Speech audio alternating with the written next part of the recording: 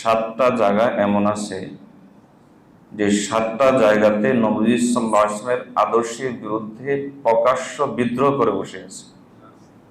ইকবাল খুব সুন্দর করে বলেছিলেন, কলব মে সুজ নেহি, রূহ মে এহসাস নেহি, কুছ ভি पैगाम মোহাম্মদ কে তুমহে পাস নেই। আমাদের রূহে অনুভূতি নেই, আমরা যে ছেড়ে দিছি এই অনুভূতিটাই আমাদের কাছে নেই।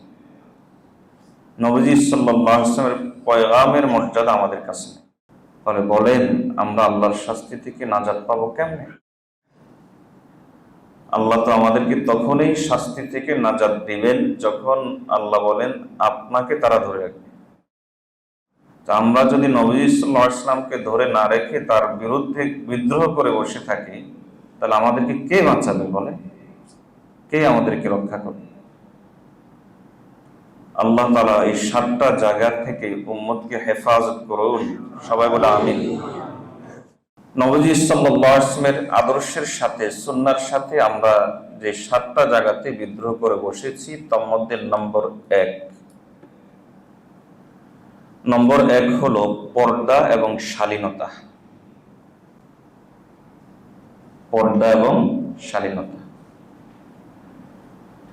এটা এমন এক গুনাহ আমাদের সমাজের মধ্যে ছড়িয়ে পড়েছে যে এটা এখন কেবলমাত্র শয়তানের ধোকায় পড়ে পর্দা করা না, এই পর্যায়ে নাই, বরং এখন এই পর্যায়ে পৌঁছে গেছে যে পর্দা না করাটাকে আধুনিকতা, মানে নবীজির আদর্শের বিরুদ্ধে আরেকটা আইডিওলজি দাঁড় করানো হচ্ছে, আরেকটা আইডিয়া দাঁড় করানো হচ্ছে।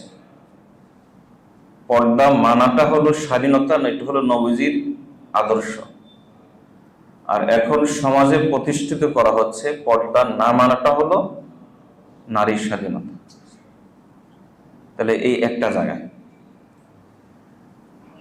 একটা জায়গায় আমাদের সমাজের মুসলমানরা, অনেক মুসলমান নবী সাল্লাল্লাহু আলাইহি ওয়াসাল্লামের আদর্শের বিরুদ্ধে যুদ্ধ করে বসে আছে। এমন অনেক দিনদার লোক আছে যে আলহামদুলিল্লাহ নিজে দিনদার, পরিবারকেও নামাজ কালামের কথা তো হয়তো বলে, যেহেতু নিজেও নামাজ পড়ে, মসজিদে আসে। পর্দা যে শরীয়তে একটা ফরজ বিধান, এটা মাথায় নেই। বরং চিন্তা হলো যে যদি পর্দা করে তাহলে আমার মেয়ে কলেজে কেমনে যাবে,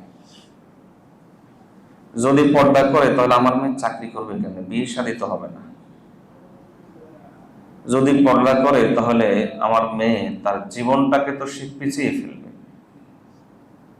সমাজ তো তাকে ব্যাকডেটেড করবে, সমাজ বলবে যে সে সেকেলে পুরানো দিনের লোক।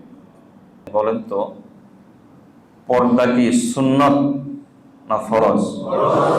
ও জানেন, তাহলে সবাই জানেন, তাহলে মাশাআল্লাহ, এলেম তো আছে।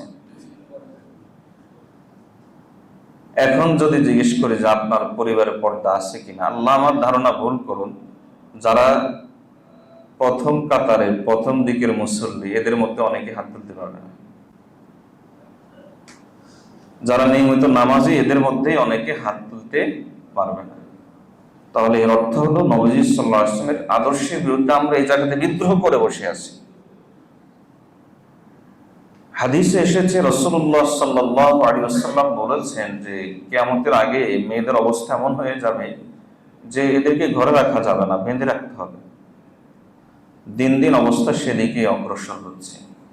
আমাদের আম্মাজান যারা, নবী সাল্লাল্লাহু আলাইহি ওয়াসাল্লামের স্ত্রী যারা, আমাদের আম্মাজান, তারা হলেন উম্মতের সবচেয়ে পবিত্র নারী। তাদের ব্যাপারে পর্যন্ত সাহাবায়ে কেরামকে আল্লাহ তাআলা নির্দেশ দিচ্ছেন, যদি তোমরা কোনো প্রয়োজনে তাদের কাছে যাও, প্রয়োজন থাকতে পারে, যেমন আম্মাজান আয়েশা রাদিয়াল্লাহু তাআলার কাছে তো গোটা উম্মতেরই প্রয়োজন ছিল, উম্মতের বহু মাসালা তিনি দিয়েছেন, তাহলে উম্মতের তিনি একজন বড় শিক্ষিকা। রাসূলুল্লাহ সাল্লাল্লাহু আলাইহি ওয়াসাল্লামের প্রতিনিধিত্ব করেছেন শিক্ষকতার বিষয়ে। তো নবী সাল্লাল্লাহু আলাইহি ওয়াসাল্লামের এই স্ত্রীর কাছে, আমাদের এই আম্মাজানের কাছে উম্মতের প্রায় প্রয়োজন পড়তো। একটা মাসালা আটকে গেলে সাহাবায়ে কেরাম দৌড়ে আগে আয়েশা রাদিয়াল্লাহু তাআলার কাছে যেতেন, জিজ্ঞেস করতেন যে মাসালাটার সমাধান কি। তো আম্মাজান আয়েশা রাদিয়াল্লাহু তাআলা আনহা, যার পবিত্রতার ঘোষণা আল্লাহ আরশ থেকে দিয়েছে, এই যে এমন এমন পবিত্র নারী, এমন এমন পবিত্র লোকজন, তাদেরকে আল্লাহ তাআলা নির্দেশ দিচ্ছেন, যদি তোমরা কোনো প্রয়োজনে নবীর স্ত্রীদের কাছে যাও, যদি তোমরা কোনো প্রয়োজনে নবীর স্ত্রীদের কাছে যাও, ফাসআলুহুন্না মিন ওয়ারাই হিজাব, তাহলে সরাসরি সামনে দাঁড়িয়ে কথা বলিও না, বরং পর্দার আড়াল থেকে তাদের কাছে কিছু চাইলে চাইবা। বলেন এর চাইতে বড় দলিল আর কি লাগবে? উম্মতের কোন নারীটা আছে তাদের চাইতে পবিত্র, আর কোন পুরুষটা আছে তাদের চাইতে পবিত্র? আর তাদেরকে পর্যন্ত বলা হচ্ছে যে যদি তোমরা কিছু চাও তাহলে পর্দার আড়াল থেকে চাইবা। হিজাব, হিজাব মানে পর্দা, পর্দার আড়াল থেকে চাইবা। তাহলে বলেন যে কোন নারীটা এর চাইতে পবিত্র আর কোন পুরুষটা এর চাইতে পবিত্র?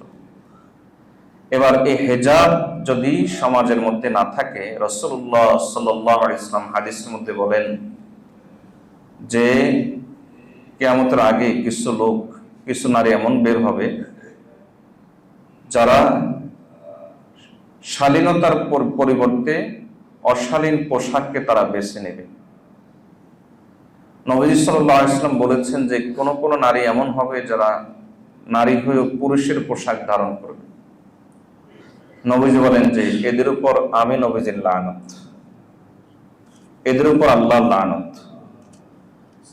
বলেন যে যার উপর আল্লাহ এবং নবীর লানত, এমন নারী ঘরে থাকা অবস্থায় আপনার ঘরে বরকত কেমনে আসবে, মিল মহব্বত কেমনে আসবে?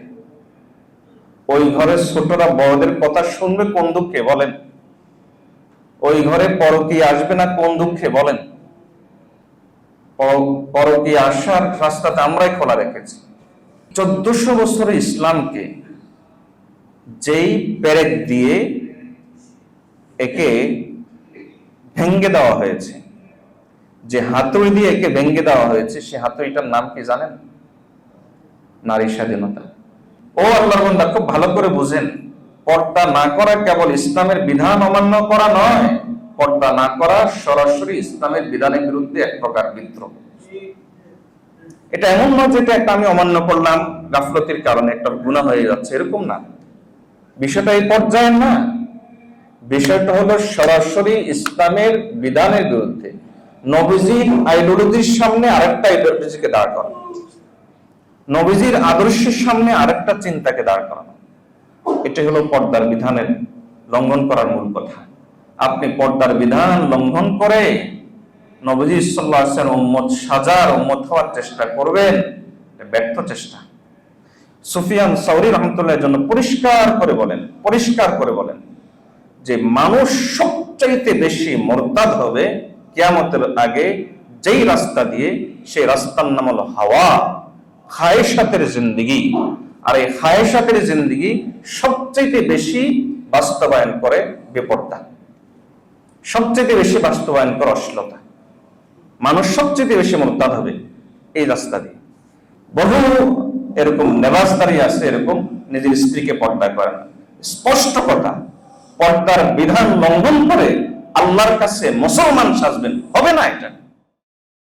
কারণ এটা এমন নয় যে আপনি ইসলামের বিধান অমান্য করলেন, এটা ইতিহাস, এটার গোড়া, এটার তথ্য আপনি তালাশ করেন, এটা হলো সরাসরি ইসলামের বিরুদ্ধে আরেকটা আইডিওলজি দাঁড় করানো, সরাসরি ইসলামের বিরুদ্ধে আরেকটা আদর্শকে দাঁড় করানো, সরাসরি এটা ইসলামের বিরুদ্ধে এক প্রকার বিদ্রোহ।